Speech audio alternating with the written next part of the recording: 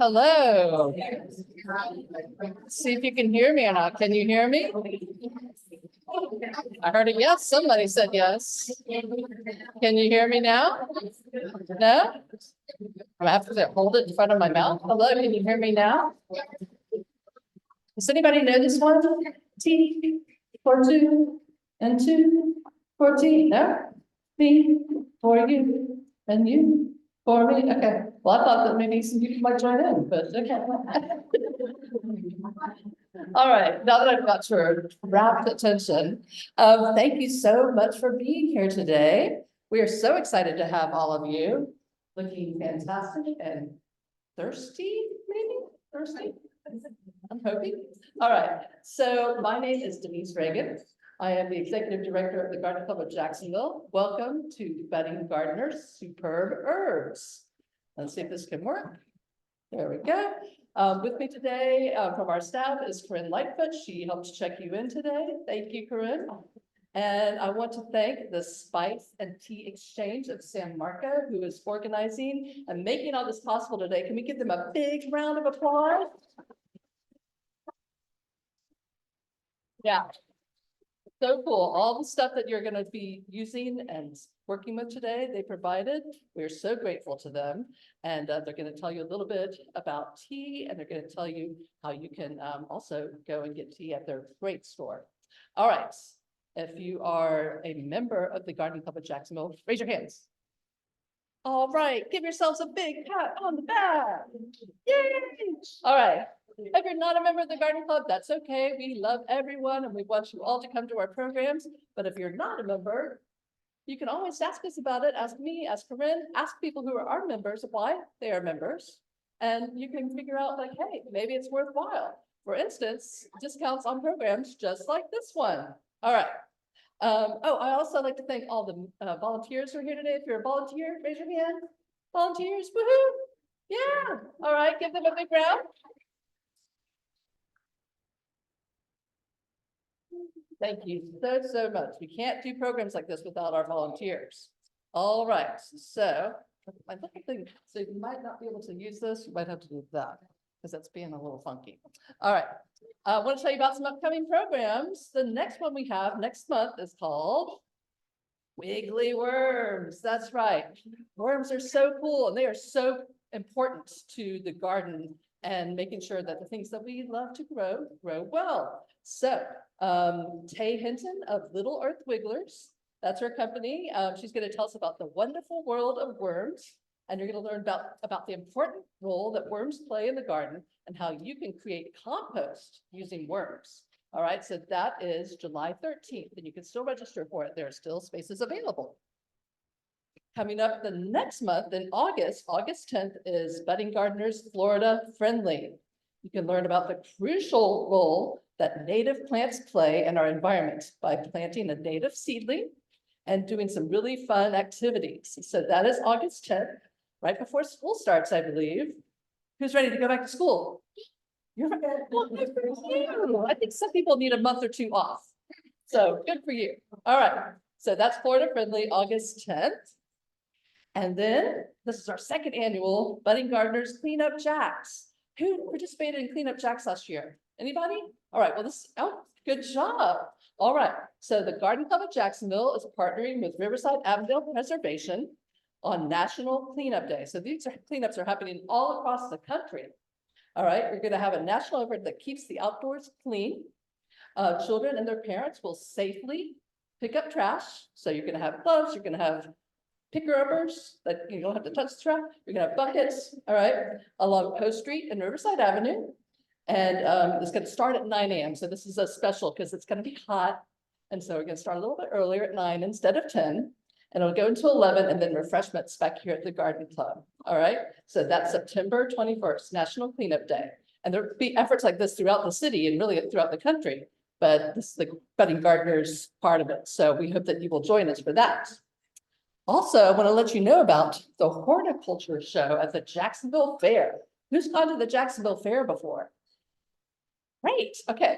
If you've gone to the fair, you probably rode the rides, probably. Did you go and look at the animals? Did you go and look at the plants? All right, see, there's a plant lover over here. If you have a plant that you grow, for instance, maybe you grew something that's part of budding gardeners, you can enter your plant in the horticulture show. How cool is that? Does it cost anything? And you could win prizes. So you could win a ribbon. You could also win cash. How does that sound? Pretty cool, right? Okay, it's totally free. You can go on our website and learn how you can do it. We also have some handouts that we can give you today after the program. So if you're interested, ask us. We'd love for you to enter the horticulture show. By the way, so you don't compete against the adults, you compete against your own. Okay, so there's a juniors category. So you're not competing against people who know a lot more than you, just about people who are just like you. All right? Sound good? All right. Now, I'd like to introduce our very exciting speaker today, Stephanie Rush. She opened the Spice and Tea Exchange of San Marco in October 2022. She was a huge fan of the stores and jumped at the chance to open her own. The store offers a variety of fine spices, handcrafted seasonings, loose leaf teas, salts, sugars, gifts, and more. It also has a tea bar where customers can order a brew of anything that they like at the store. And that sounds really good. And I want you to learn more about tea today and about how herbs are the building blocks, and they're really good for everything about your health, okay? Including your peace of mind. All right. Today, I also want you to do, if you have questions, you're going to raise your hand and Stephanie will call on you after the program. And she's going to repeat your question because we're recording today's program and we want to get it on the recording. We also have a survey that we want you to take. So after this program, we'll have this QR code up on the screen. Please take our survey. We want to know how we did. We want to know what you thought of the program, not just parents, but also children. So there's 2 questions on there. Okay, so you get to answer a question as well, okay? And you can tell us about other things that you'd like to see, okay? All right, so without further ado, I give you Stephanie Rush.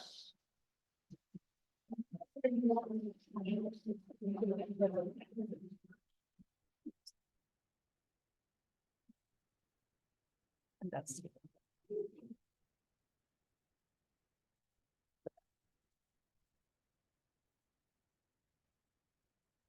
Hi, good morning.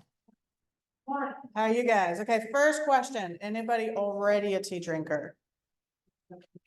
Okay, a lot of adults. By the end of the day, we're gonna get some kids raising their hands too, but I like the ones I see. Okay, so we're gonna talk today about teas, but more specifically herbal teas. So way back, way back, about 2300 BC, we have the legend of tea, how tea became a thing. So legend is that there was an emperor, China, named Emperor Sheneng. He preferred to drink his water after it had been boiled. So anytime he wanted to drink a water, his servants would come boil some water for him.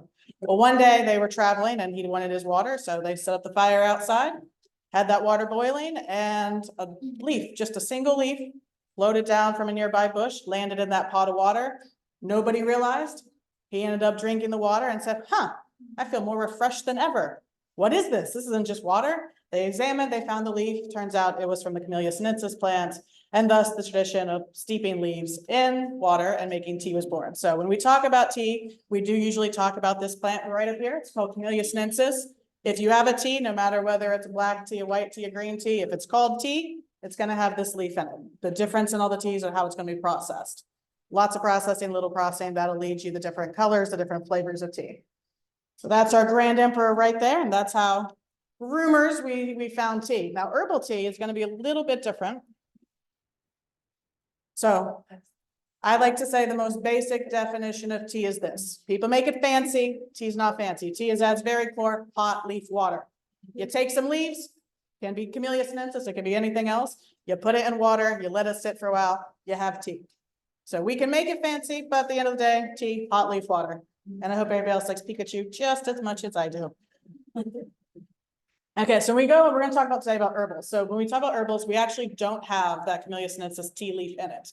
When we talk about herbal teas, we're calling them tisanes, but essentially it doesn't contain your traditional tea leaf, but it is going to contain a variety of others. It can be leaves, it can be mint leaves, it can be catnip, it can be basil leaves, or it can be different parts of the plant. It can be seeds, it can be ground bits of spices and herbs. So usually, as we say here, blends inspired by equal parts ancient herbal wisdom and modern culinary innovation. One thing that we know, we have, the legend of tea, 2300 BC. However, we have found that globally, culturally, people have been putting herbs and spices in water and drinking it for far longer than we've had tea per se. So this is something that all cultures have done throughout the world globally for about as long as we have recorded history.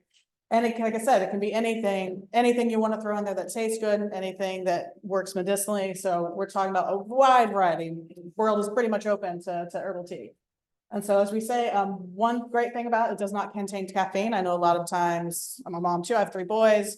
They get a little caffeine, they're bouncing off the wall. So we have no caffeine. So it's a great drink you can enjoy, just as refreshing as water, has a little bit different flavors. Don't have to worry about any added sugars, any caffeine, anything else. So it's just a great refreshing drink. As we said, it is globally found, and a lot of people say it is that most ancient of beverages because it has been going since the dawn of civilization. So can anybody name an herb or a spice? Anybody? Cinnamon. Ginger, perfect. Anybody else? Pepper? Garlic, yeah. So we talk a lot about herbs and spice. Oh, of course. Mint, good one. Beetroot, and I think I actually have all of those in here in some form today, so great job. So when we talk about herbs and spices, we usually talk about together herbs and spices. Oftentimes though, we're talking about 2 different parts of the plants. So you can kind of see up here, an herb, any botanist is going to tell you an herb is the leafy green part of a fresh plant. You can dry them and use them dried, but if you're talking about an herb, you're going to talk basically about the leaf or the stalk of a plant. If you're talking spices, you're going to talk about the fruit, the berry, the flower, the bark, such as cinnamon, the seed, the roots. You see the ginger up there, ginger's the root. So those are kind of the difference between spice and herbs. Spices, usually a little more potent, so you get a lot of bang for your buck. You don't need much cinnamon to get that cinnamon flavor. You're going to need quite a bit more mint leaves to get that mint flavor. So for us today, we're going to talk about herbs being that leafy part, and the spices are going to be the other parts of the plant. Okay, so why herbs? Anybody guess why we like herbs? What do herbs do for us? They make medicines and they keep something. Exactly. Keep you focused. Tasty. Okay, a couple more. Help refresh us. Relaxing. Nutrients. And one more. Exactly. So you guys are skipping all the way to the end of my presentation. This makes it very easy today. But essentially, why herbs? The most basic thing is because they add flavor and they add aroma to our food. It's a great way to, back when we don't have all these modern inventions, all these sugars and different flavors and things, we've always been able to grow plants. We've always had plants growing. So throwing in herbs and spices have been great ways to increase the flavor in our food. So, lamb, a lot of people say lamb goes great with mint. Different things like that. Fish goes great with lemon. So we've used those different parts of plants to kind of spice up our food. As we've gone on in time, we have found that a lot of those flavors, not only great flavors, great aromas, but they also have the nutrients and they have the different medicinal properties.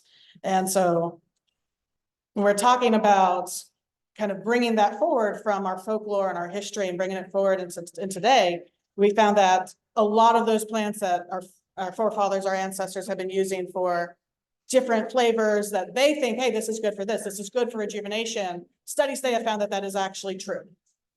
And so one thing that I found interesting to note is that our word drug, the word we use drugs today, what we get from the doctors, what we go to the drugstore for, the word drug actually comes from a Germanic word, dragan, which means to dry, because this is a reference to the fact that all the first drugs that existed, the first drugs that we made, come from dried herbs and spices. So it's interesting that even today we see that root word of herbs and spices in drugs. And so modern studies have shown us what we kind of already knew to be true. And a lot of herbs and the spices, they do possess a lot of those nutrients. They're high in vitamins, they're high in antioxidants. They can help lower blood sugar, lower blood pressure. And so a lot of these studies have shown that that's all bearing out today. So we're going to talk a little bit about them. We've got several back on today. We've got a couple blends we're going to make, but we're going to run through just a few of my favorite ones to work with. Okay, so basil. Has anybody had basil? Yeah. Basil. I usually like basil in my pesto. I will admit I'm one who normally goes for it on the cooking side of things. However, I'm learning a lot more about it in teas. We do have a great tea called mint basil. We have a minty basil tea we can make back here today. But basil itself, it's full of vitamin K. It supports bone health, it supports cell health, it supports regeneration of those cells. So it's great for bone health. It's full of antioxidants and it promotes lower cholesterol. We have chamomile also back there. Chamomile is used to calm in infusions. It's also great for its ability to reduce pain and encourages sleep. So a lot of times if you have a sleepy time tea or a nighttime tea, those are going to have chamomile for those properties. It's also antimicrobial, which means it helps ward off against disease and microbes and bacteria. I don't know if any of you have pets at home, cats or anything. So I learned from my veterinarian that if my cat ever has a little eye infection or nose infection, one of the great things to do is soak some chamomile in some water, take a Q-tip and just blot his eye and it resolves infection. So it's got great antimicrobial properties. Some studies are now showing that it might lower blood glucose. And then of course it supports the immune system too. So you also see a lot of teas that are done for health and wellness, a lot of cold and flu, you know, it helps not only to heal the body, but it helps to relax the body enough to sleep, which is great for healing. And then ginger, we had ginger mentioned earlier. So ginger fights nausea, aids in digestion, and new studies have shown it relieves an arthritic pain because it works on reducing inflammation in the joints. So if you ever have an upset stomach, ginger works great as a tea. You can also chew on a little ginger too, that works, but ginger's great for that. And then one of my personal favorites, hibiscus. I never knew about hibiscus till we started the shop, but this is one of my favorites. It's a gorgeous flower, so I do love them in the backyard. But also, its number one thing is it's very high in vitamin C. It lowers blood pressure and cholesterol, supports weight loss, and new studies now are showing that it can also promote liver health. Hibiscus is one that if you like a good sweet fruity flavor, we like to say it's kind of like a tart juice, We steep a lot with a little bit of peppermint, a little bit of lemon, and it's going to make a really refreshing tea. It's great in the summer because hibiscus does serve as a natural hydrator as well. So we always recommend if you're feeling a little dehydrated, not only water, but throw some hibiscus in there too. You're really going to steep in not only vitamin C, but also all that you need. And then peppermint is another one. So we have several mints back here. But peppermint is kind of your more basic one. It's usually used to relieve stomach disorders such as nausea or cramps, can work to soothe headaches, works as decongestant, and has those antimicrobial properties. This is why when paired with that basil, for that mint basil I was mentioning earlier, it's great because it's going to help you feel better if you're sick. So if you're feeling sick, go for a little of that mint peppermint tea. It's going to make you feel better, it'll soothe your throat, it'll help dry out your sinuses, help you relax enough to sleep. So that's one of our favorites. Anytime it's cold and flu season, mint disappears out the door because we can't sell enough of that. And then one of our other favorites is lavender. So lavender, I'm sure we all have smelled lavender. It's in a lot of lotions and creams and things, but lavender, good reason is used for those lotions and creams is because it does reduce nervousness and anxiety. So studies have shown that drinking a little bit of it has the same benefits as the aromatherapy of it. So it supports better and deeper sleep, as well as antimicrobial and antiviral. And there is a lot of evidence and anecdotes that in early hospitals, before we had disinfectants and cleanings, a lot of times they would use lavender oil or lavender water to help kind of clean up and keep those hospitals clean. So we've been using lavender for all over. Okay, so finally, we're going to talk about the tea side of it. So like I said, we've got some fresh herbs back there for you guys to explore, but then we've also got a blending table back here. So at the end of the day, you guys are going to make a couple of blends to take home. I do have a couple of recipes back there, so you guys can kind of smell and taste with Miss Lauren and Miss Kim back there, kind of decide what you like. And then you can make a tea blend, either use some ingredients that you think just go for your own, or you can use a recipe, but we'll give you a couple tea blends to take home. So essentially, like we said, tea, hot leaf water. It's the art and science of combining whatever your base is, your leaf, with hot water, short amount of time, and that gets you your drink. So we always say that you need these things for a good cup of tea. Clean water, you got to know how long to steep it, proper temperature, the amount of leaves you want in it, and then of course something to steep it in. biggest thing we have when people come and say, we don't know how to make tea, we don't like tea, we don't know how to make it, it's difficult. We're like, it's really, really easy. At the end of the day, all you need is some hot water. You need some leaves and a vessel to put it in. So a cup or a mug and a way to strain them out. I've used paper cloths. He doesn't have to be fancy. So we're working with herbals today, which the great thing about herbals is you don't have to worry so much about temperature water. You just want hot boiling water, pour it over your leaves, let it sit for 5 minutes, and you guys are gonna be good. So anything we make today, that's basically how you're gonna make it. But so I think that's about it. Questions? Yes, ma'am. Sometimes when you're looking at the box of tea, it'll say like, but it doesn't say specifically that it's no caffeine. So I was looking for something that says no caffeine, but I thought your slide said something about not being caffeine. So for the vast majority of teas, sure, yeah. So Patty was asking about caffeine and herbals. A lot of times herbal teas you find packaged don't say caffeine free, but I've been up here saying, hey, no caffeine. So why is that? The vast majority of herbal teas, caffeine free. Usually if it's a pure herbal tea, there's gonna be none of that Camellia sinensis. That is the leaf that has the caffeine. There is 1 or 2 exceptions to that. There's a South American plant called mate that's gonna have a natural occurring source of caffeine. So anything with mate should be labeled. I don't normally see that too many in tea blends, and usually it'll say mate on it. The other thing, it's not caffeine, but we do have a blend that uses ginseng. Ginseng is a known stimulant. It's not caffeine, but it still acts as a slight stimulant. So that could be another thing too, why they don't want to say caffeine and have that label. But traditionally, if it is a true herbal tea, there should not be caffeine unless it has that mate in it. Yes, ma'am.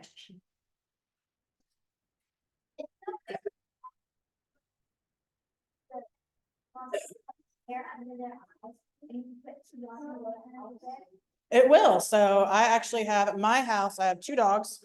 I have a cat, this cat, and I have something called an axolotl. Has anyone ever heard of an axolotl?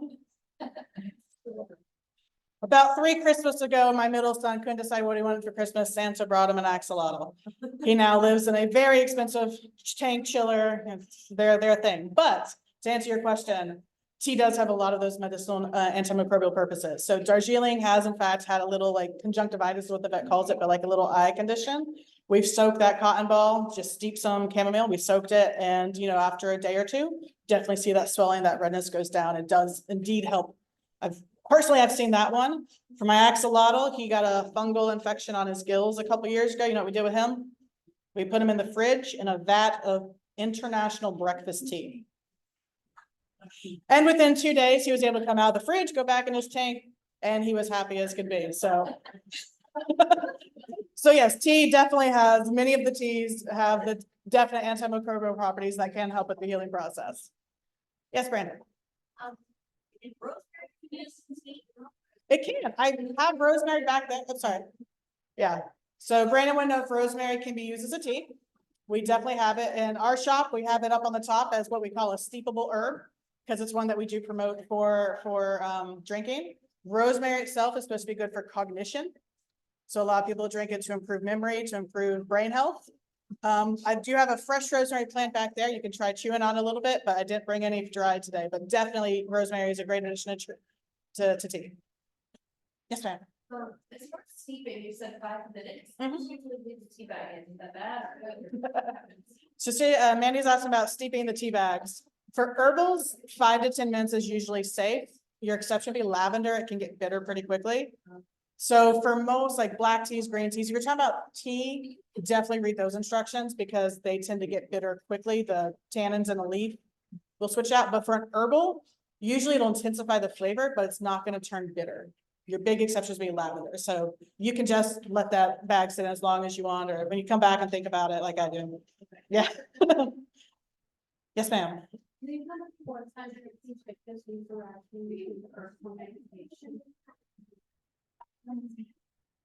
She was asking about checking contraindications between medicine and herbs and spices.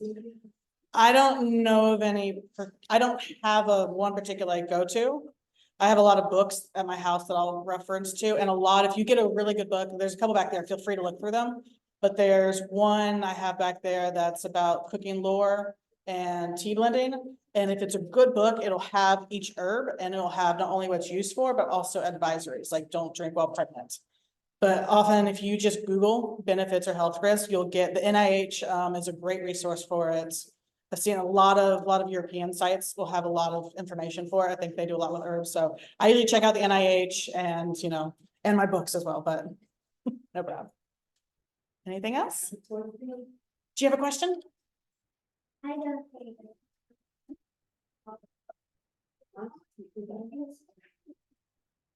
You have a canker sore in your mouth. Oh, no.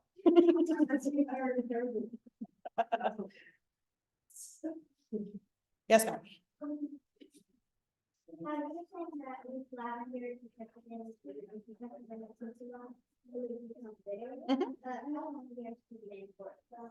We normally recommend lavender steeps like 4 to 5 minutes. And then after that, same with like a darker tea, they'll kind of turn a little bit more on the bitter side, so. Yes, ma'am. Yeah, do they ever have to be dry or can we use them fresh?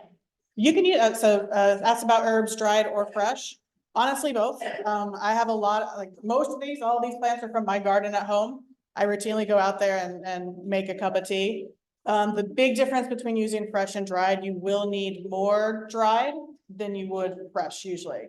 So, or actually more concentrated, but less amount. So say for a mint tea, they'll usually say, you know, half a handful of mint leaves. And that would be about 2 teaspoons of dried mint leaves because you're gonna have them crushed. But yeah, you can definitely use both. You can, I've used both at the same time. One of my favorites actually uses saffron, which is a dried herb. But I'll mix that with a little bit of fresh ginger root, a little bit of fresh mint. And so you can also combine two, but yeah, definitely. Anything else? Okay, I think that's it. So, do you want to give me instructions about how to go about things? Like- Yeah, sure. Okay, so we have a few activities today. I think we have 4 or 5 different stations. So over here, we see the fresh herbs. Those gonna be a great place to kind of explore what herbs look like fresh. Like I said, most of those from my garden, so they're safe to eat. I eat them myself all the time. So feel free with those herbs, there's gonna be some little tins of their dried counterparts. So you can see kind of what they look like in their dried form and then see what they look like fresh. Some of them may be a little surprising, but feel free to go over there and smell. If you want to take a leaf off those things too, you'll be great to kind of taste the flavor of. I do have some mint, some moringa over there, some basils over there, some lemongrass is a fun one. So that'll be one station. And then the next station, we have a few jugs out there. We have a few different things to try. One is a blend from our shop. It's one of our favorites. It's my littlest one. His favorite, he calls it the blue tea. It's called Blue Raspberry Crush. It's going to be a combination of lemongrass and some butterfly pea flower. And they'll be back there. They can show you a little magic trick with that tea too. It's a color changing tea. So it is one of our favorites. But we also have a few taste of some of the teas that you guys can make today as well. So then moving to the next table, we're going to have a blending station. So I have some recipes for a couple different teas. Also, feel free to, we always say, if you come in our store, we want you to open all the jars and smell. That's the big thing, is we know that flavor isn't just taste, it's also aroma. So you'll get a great idea of how something tastes by smelling it. So all those jars on the back, you guys can open and smell anything you want. And then if you think, hey, I think this smell and this smell would go good together, feel free to mix that in a tea. If you want something a little more concrete, I do have a few recipes back there and I'll help you blend up whatever you want. And you guys take that home with you. So you'll be able to see those. And then outside, we have another little activity. It's a painting activity because I like not just drink tea, I like to craft as well. And one thing I've learned and discovered over the years is that you can turn a lot of these herbs and spices into paints.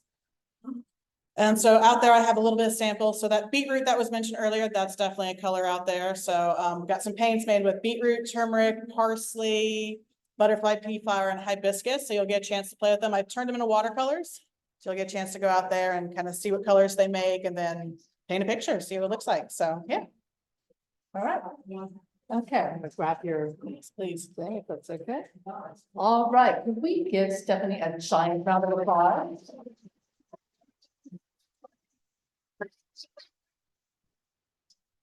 I feel like I know so much more about all these herbs and now we are like ready to go. So, okay, so you also have a name tag that has a number on it.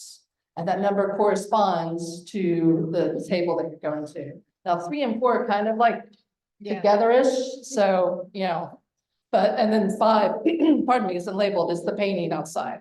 So that's the one you're gonna start with. You'll spend about 10 to 15 minutes. I mean, we don't want you to rush if you're like totally into it. But, you know, 10 to 15 minutes, and then you're gonna go to the next number. So like if you're at 5, you're gonna go to 1. If you're at 1, you're gonna go to 2, and so forth. Does that make sense? Okay, so it's gonna be sort of self-timed. You know, there are some fun activities outside. There's cornhole and giant Jenga. So you can play that if you have a little time in between and you know need to kind of kill some time. Particularly the tables are really busy. All right. So are you ready? Yeah. To do some tea? All right. Go to your stations and have some fun.